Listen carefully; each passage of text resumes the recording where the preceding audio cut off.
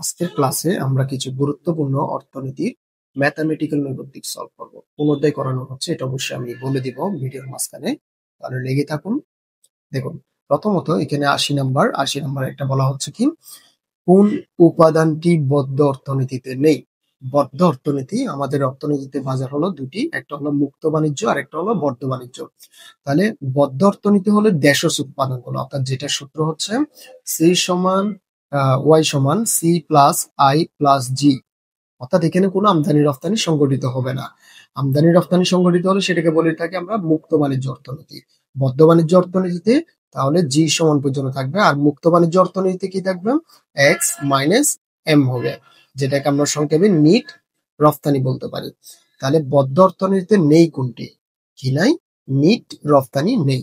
ওকে, বদ্ধ অর্থনীতিতে কয়টি খাত থাকে? বদ্ধ অর্থনীতিতে অবশ্যই তিনটি খাত থাকে। এই যে দেখুন, বদ্ধ অর্থনীতি হচ্ছে আমাদের জন্য সি প্লাস আই প্লাস জি, তাহলে কয়টি, এক দুই তিন, তিনটি খাত থাকে।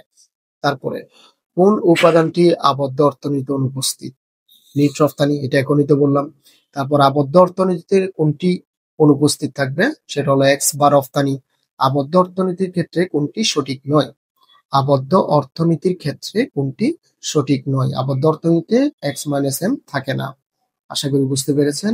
এবার আমরা আরো কয়েকটা ম্যাথামেটিক্যাল, এখানে হলো মুক্ত বাণিজ্য অর্থনীতিতে, মুক্ত বাণিজ্য মুক্ত বাজার অর্থনীতিতে জাতীয় আয় পরিমাপের সূত্র কোনটি? মুক্ত বাজার, মুক্ত বাজারের মধ্যে বলেছিলাম আমি, এখানে সূত্রটা করে দিলাম, এটা পুরো সূত্রটাই হবে।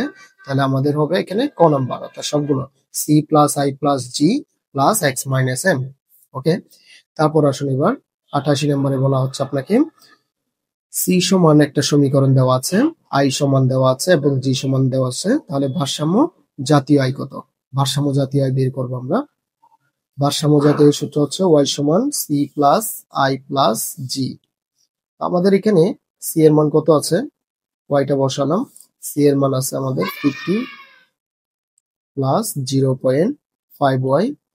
তারপর আই এর মান আছে 50 এবং জি এর মান হলো তাও 50। তাহলে ওয়াই এটা এইদিকে নিয়ে আসবো আমরা, মাইনাস 0.5 ওয়াই। তারপর এগুলো যদি আমরা সবগুলো যোগ করি কত পাই আমরা, 150 পাই। তারপর এখান থেকে যদি ওয়াই একটা যদি আমরা কমন নিয়ে ফেলি, তখন আমরা 1 মাইনাস 0.5, আর এখানে আমরা 150 বসাবো। তারপর ওয়াইটা রেখে এখন এটা থেকে এটা বিয়োগ করে আমরা পাই কত, 0.5। এটা যদি এদিকে ট্রান্সফার করে দিই তখন এখানে হয় 0.5। সুতরাং আমাদের ভারসাম্য জাতীয় আয় হয়, এটাকে যদি আমরা ভাগ করি তাহলে পাই 300। তাহলে ভারসাম্য জাতীয় আয় হচ্ছে এখানের মধ্যে 300। ওকে, আশা করি বুঝেছেন। তারপরে সি আই জি, মোট জাতীয় আয় কত? মোট জাতীয় আয় হচ্ছে সবগুলো যোগ করে দেন, তাহলে কত হয়, 300, 350। ওকে, আশা করি বুঝেছেন। এবার চিত্রের মাধ্যমে এটা দেখেন তো, এটা এখানে একটা চিত্র দেওয়া আছে। বা তারা বললো কি, অর্থনীতির ভারসাম্য জাতীয় আয় কত? ভারসাম্য জাতীয় আয় যেখানে ওয়াই এবং আই অর্থাৎ ইনভেস্টমেন্ট বা বিনিয়োগ বা সঞ্চয় যেগুলো মিলে গিয়েছে, তাহলে এখানে মিলেছে কোন জায়গায়, কিউ বিন্দুতে মিলেছে। এবং কিউ বিন্দুর মান জাতীয় আয় যেহেতু নিচে দেখাচ্ছে, কিউ বিন্দুর মান হলো কত, 750। তাহলে 750 হলে আমরা এখন 750 কে ভারসাম্য বলে মার্ক করব। স্বয়ংভূত বিনিয়োগ বেড়ে, স্বয়ংভূত বিনিয়োগ এটা হলো আই, ইনভেস্টমেন্ট 0।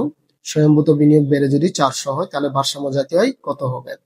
স্বয়ংভূত বিনিয়োগ 400, অর্থাৎ বিনিয়োগটাকে আমরা এখন 400 করে যদি নিয়ে যাই, তাহলে আমাদের এটা লেগে যাচ্ছে এই জায়গায়, এই বিন্দুতে লাগতেছে। তাহলে এখান থেকে যদি আমরা নিচে নামাই, একটু বাঁকা হয়েছে বলতে এটা একটু দূরে করে আছে আর কি, এটা একটু খুব কম জায়গা নিয়ে করেছে, আর এটা একটু লম্বা করে করেছে। তাহলে এটা মিলতেছে কোন জায়গায়, 1000-এর ঘরে। দেখুন, এটা হলো 1000, 1000-এর ঘরে মিলে যাচ্ছে।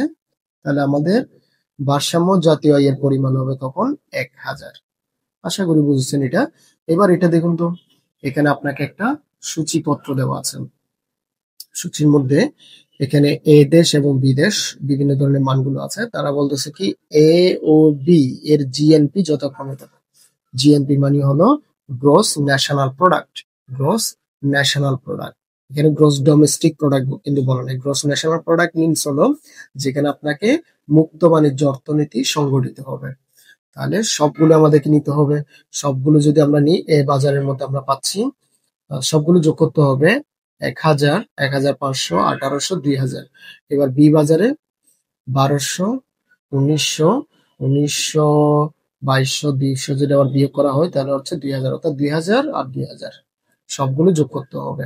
তাহলে এটা হলো মুক্ত বাণিজ্য অর্থনীতি। জিএনপি মিনস হলো মুক্ত বাণিজ্য অর্থনীতি, এটা একটু মাথায় রাখবেন। এখন এখানে একটা কথা বলা হচ্ছে যে এ ও বি দেশের ক্ষেত্রে অর্থনীতির কি হয়েছে। অর্থনৈতিক অবস্থা কি একই? অর্থনৈতিক অবস্থা একই। এখানে কিন্তু 2000 এবং 2000 এসেছিল। তাহলে এখানে কিন্তু জনসংখ্যা হচ্ছে 5.5 কোটি, আর এখানে কিন্তু জনসংখ্যা কম। তাহলে জনসংখ্যা বেশির ক্ষেত্রে 2000, জনসংখ্যা কমের ক্ষেত্রে 2000। তাহলে অর্থনৈতিক অবস্থা কাদের একই হলো? না, তার মানে এটা হচ্ছে না। বি দেশের অর্থনৈতিক অবস্থা এ দেশের চেয়ে ভালো, অবশ্যই ভালো, কারণ তাদের বি দেশের মধ্যে এ দেশের মতোই জিএনপি এসেছে, কিন্তু জনসংখ্যা তো কম, অর্থাৎ খাওয়ার মানুষ কম। তাহলে এটা ঠিক আছে। তারপরে বি দেশের রফতানি আমদানির চেয়ে কম। বি দেশে রফতানি আমদানির চেয়ে কম। রফতানি, এখানে রফতানি ছিল আমাদের, হ্যাঁ, যখন আমদানি যখন বেশি হয় তখন এখানে কিন্তু মাইনাস সেন আসে। তাহলে কিন্তু এখানে মাইনাস সেন এসেছে, অর্থাৎ আমাদের রফতানি আমদানির চেয়ে কম। তার মানে 2 এবং 3। তাহলে 2 এবং 3 অপশন হচ্ছে খ। আশা করি বুঝেছেন। এবার পরেরটাতে আসুন, আমরা আরেকটা সাল করব। এখানে এখন যেটা নিলাম এটা হলো, দেখা যাচ্ছে তৃতীয় অধ্যায়। তৃতীয় অধ্যায়ে হচ্ছে আয় ব্যয় উৎপাদনগুলো নিয়ে কাজ হয়। এখান থেকে আমরা কিছু ম্যাথামেটিক্যাল সলভ করব। তাহলে এটা তৃতীয় অধ্যায়ের মধ্য থেকে প্রথমে আমরা করতে যাচ্ছি এটা, গড় ব্যয় নির্ণয়ের সূত্র কোনটি? গড় ব্যয়, গড় ব্যয় আমরা বের করে থাকি এসই সমান টিসি ভাগ কিউ। তাহলে টিসি কে যখন কিউ দ্বারা ভাগ করে আমরা পাচ্ছি এখানে খ নাম্বার। তারপরে দেখুন, গড় ব্যয় এবং প্রান্তিক ব্যয় পরস্পর সমান হবে। কখন সমান হয়? গড় ব্যয় এবং প্রান্তিক ব্যয় পরস্পর কখন সমান হয়? যখন এসি বর্ধমান থাকে, এসি যখন সর্বনিম্ন হয়, নাকি এসি যখন হ্রাস পায়, নাকি এসি যখন সর্বোচ্চ হয়?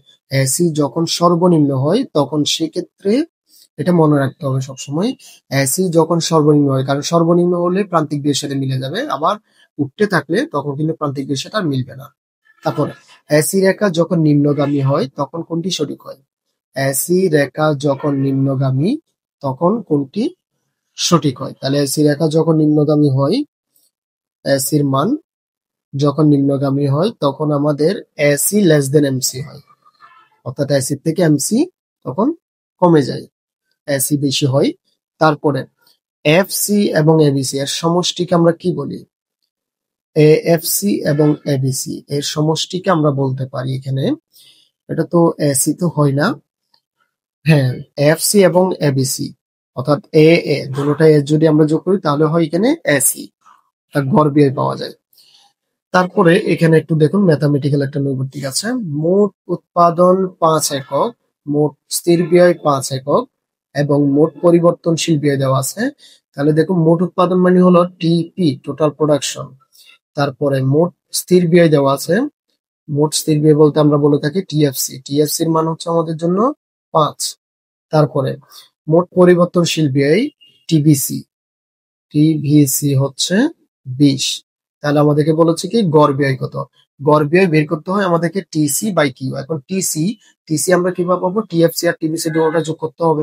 তাহলে দুটোটাকে যোগ করলে আমরা পাচ্ছি কত? 25।